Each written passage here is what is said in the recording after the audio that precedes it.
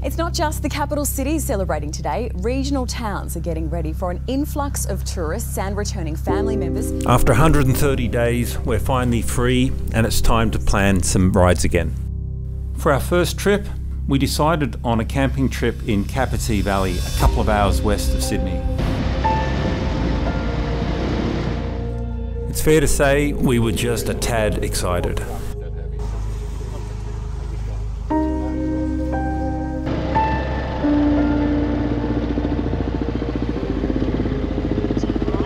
We turned off Bell's line of road at Clarence and we got ready for some dirt.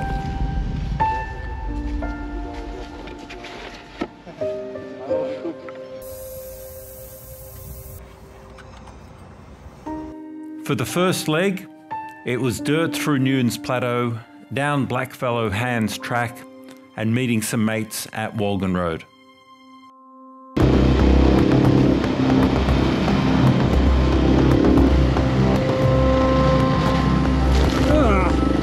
Oh, and I forgot to mention, it was wet. There was a lot of water around. But nothing was going to dampen our excitement of being back out on the bikes again. The tricky part of these puddles is that there's a lot of four-wheel drives that go through here. So one moment you can be in a 6-inch puddle, the next you can fall into a 2-foot four-wheel drive track with rocks in the middle of it.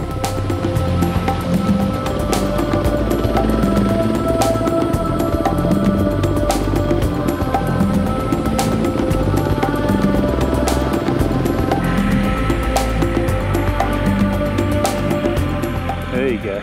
We got to Walgan Road and we waited for the other two to join us. The second leg of our trip had us climbing up onto the Bicentennial National Trail and heading north along Moffat's Trail to our campsite. Along the way there were some great lookouts and little diversions.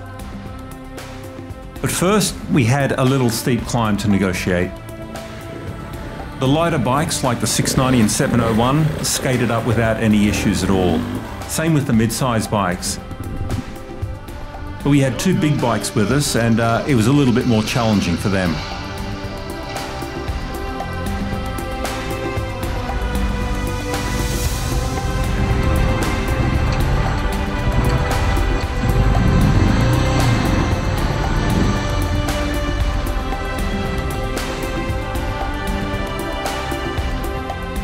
However, with a bit of help, everyone got up and then we just enjoyed the ride.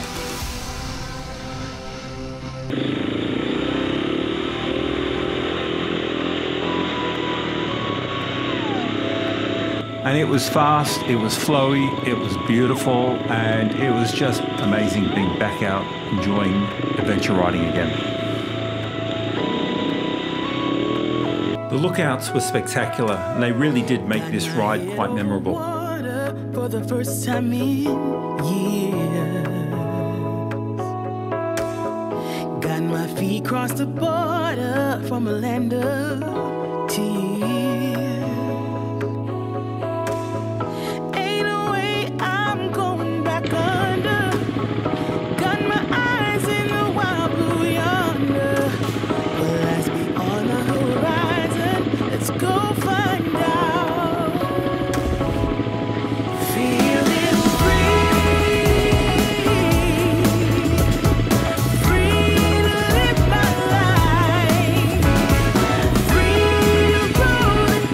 Time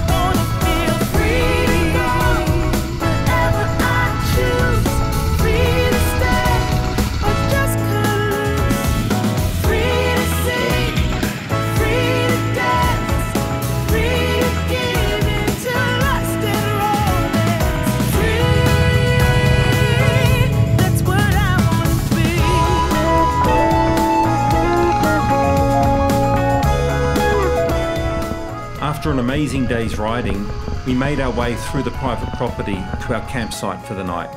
And the campsite was absolutely amazing.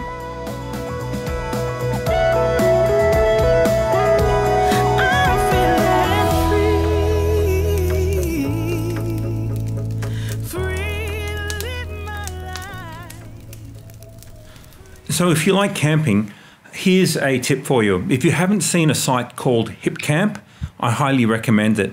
I think it's available all over the world. And the best way to describe it is it's like Airbnb for camping. Property owners, usually farmers and folks like that, they actually advertise their property and they allow you to camp on their property in private secluded sites. And there are some incredible sites on there. And compared to camping in sort of public campsites where you've got to fight for sites and there's a lot of people around, if you camp using Hip Camp, you don't have to worry. Your spot's sort of guaranteed and booked, but you're on your own, and it's beautiful. The plan for day 2 was a 200-kilometre anti-clockwise loop, stopping for lunch at Safala. The first half of the ride was pretty easy, flat, wide dirt road, and the second half was tighter trails through the forests and woods. Ready.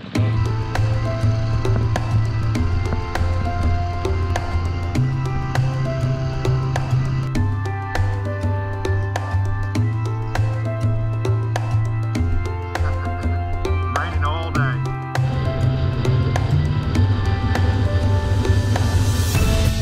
I know I don't even have to describe the feelings we felt as we were back out on dirt with our mates, just riding an incredible countryside after being locked up for 130 days. It was fantastic.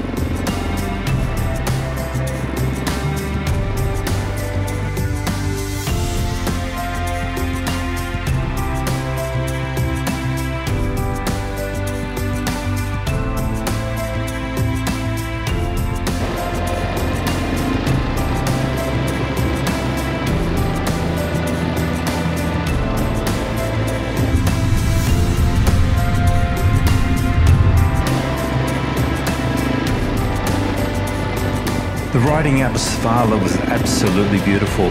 Such gorgeous countryside.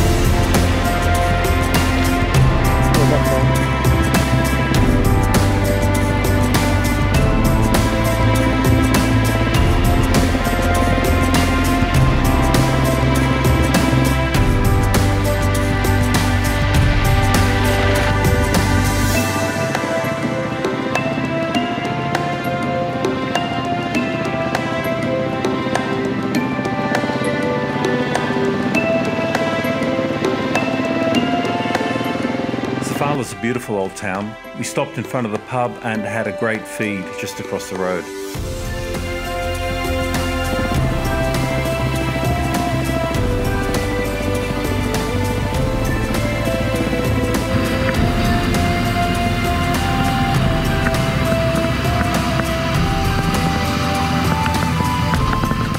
After lunch, the ride was fantastic. We went through Winburndale Nature Reserve and it was just spectacular riding.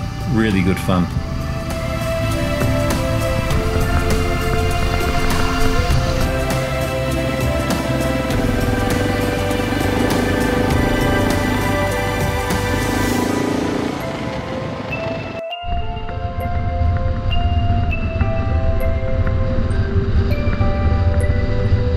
While some of us may have been a bit rusty after a long lockdown, our first ride really was an amazing success, and we're already planning our next adventure ride.